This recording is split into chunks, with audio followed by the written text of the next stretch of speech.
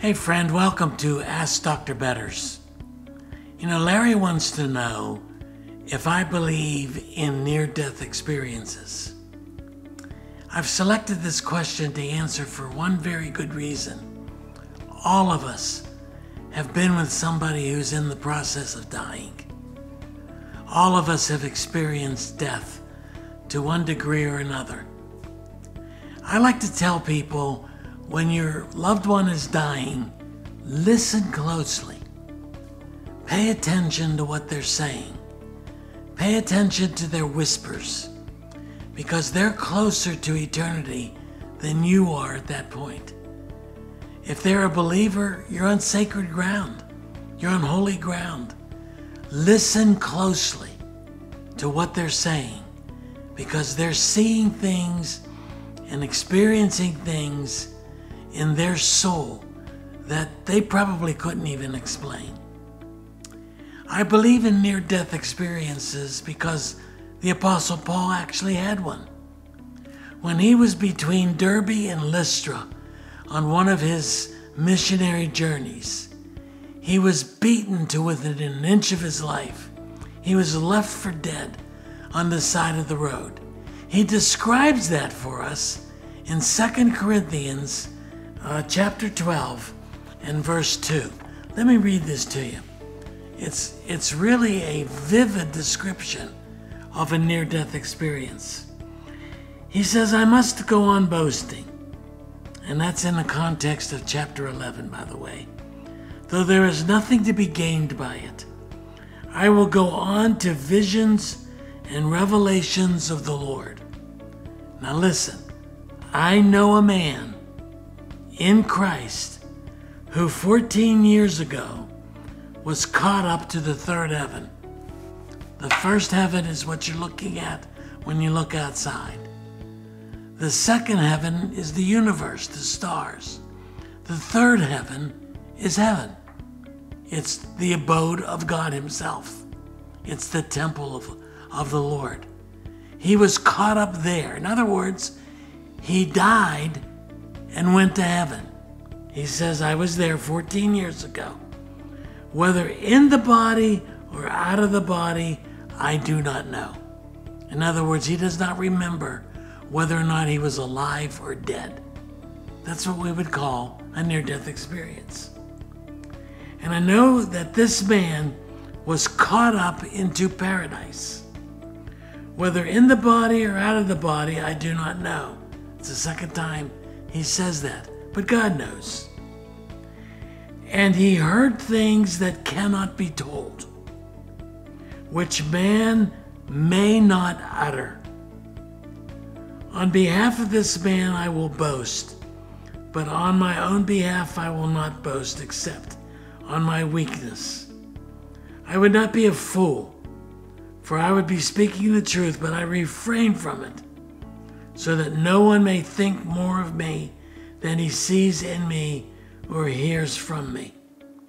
And then he talks about how God forbade him to speak of the things that he saw there in this paradise, this heaven. So Paul did not come down from this experience and write a book and go on tour and raise a lot of money for false causes, like oftentimes we have seen the cults do. Somebody has this near-death experience. They claim they went to heaven. They claim they saw God, and they came back to write about it, to talk about it. Well, the greatest Christian who ever lived was forbidden to do just that. In fact, God gave him what he calls a thorn in the flesh, some sort of painful illness. Some think it was his eyesight. Some think it was some form of a heart disease. We don't know. He doesn't tell us what it was. But in order to keep him humble, in order to keep him from boasting about this experience of going to heaven and seeing things that he was not permitted to talk about, God gave him some sort of painful affliction to remind him of the prohibition that God gave him against speaking of the things in heaven. I want you to be careful about reading books and listening to speakers who brag about having some sort of an experience like this. They're not permitted to speak of the things of heaven. And there's a reason for that. You cannot describe heaven. You are incapable of describing with words, with language, what you see in heaven. Because those words are inexpressible. What you see is impossible to communicate so that human beings can understand it. And that's why Paul was forbidden to speak of heaven. We are called to heaven by faith, to believe that God has made a promise to us, that there is a place he has gone to prepare for us. Remember what he told his disciples in John 14? He says, I want you to stop weeping. Do not let your hearts be troubled. Because he was describing separation from them. They began to cry. And he said to them, don't let your hearts be troubled. You believe in God, believe also in me. In my Father's house are many mansions. If it were not so, I would have told you.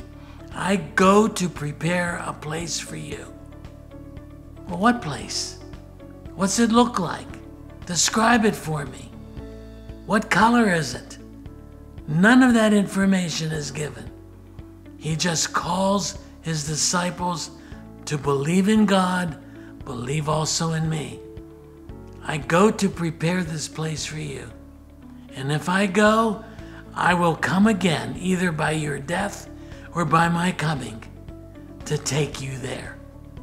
That's when you'll understand what it is.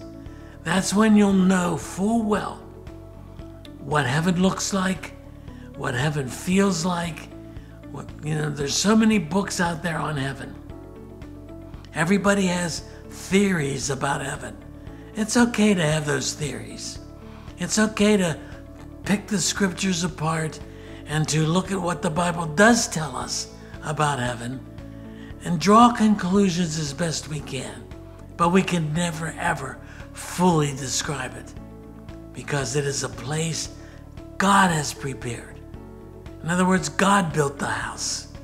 Can you imagine what his house looks like? When we see some of the beautiful mansions that man is capable of building, when you see the structures that man puts up, when you look at the beauty of the universe in which we live, the world in which we live, that God created with just a word, imagine what he has been building for the past couple of thousand years, putting the finishing touches on that room for you.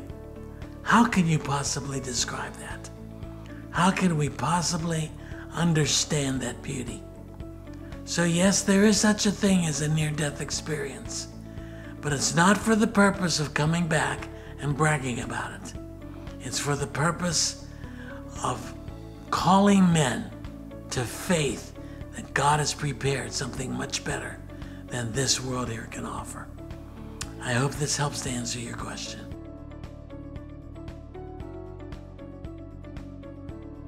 Hi, my name is Melissa Weisenfels, Executive Director here at MARKINC Ministries.